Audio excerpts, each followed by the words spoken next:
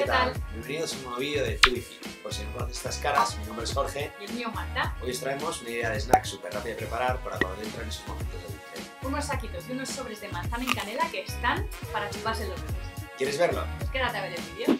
Para esta receta vamos a necesitar una manzana Canela al gusto.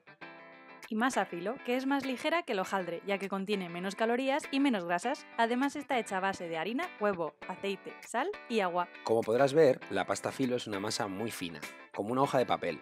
Intenta trabajar rápido con ella, ya que se seca muy fácilmente al estar expuesta al aire.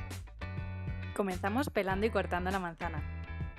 Recortamos la masa como si de un taco de folio se tratara. La doblamos y la cortamos un par de veces. Cuando tengamos nuestra masa cortada, cogeremos unas 3 hojas y le colocaremos encima un poco de manzana y de canela. Después, vamos doblando la masa hasta formar nuestro saquito. Para cerrarlo, hemos cortado unas tiras de papel de hornear y se las hemos atado así, pero puedes hacerlo como tú quieras. Ya tenemos nuestro saquito. Si te resulta más fácil, también puedes hacer unos saquitos como estos. No hace falta complicarse mucho.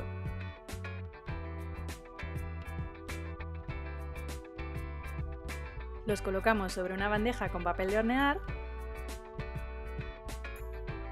Y nos lo llevamos al horno hasta que se dore la masa.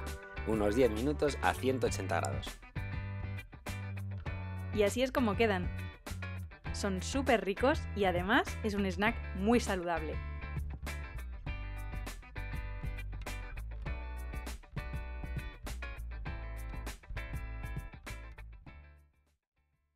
Esperamos que os haya gustado este vídeo. Así, darle al like. Y no olvidéis suscribiros al canal y de seguirnos por Instagram para no perderos ningún detalle de los entrenamientos y fit consejos que os estamos proponiendo. Nos vemos el próximo domingo.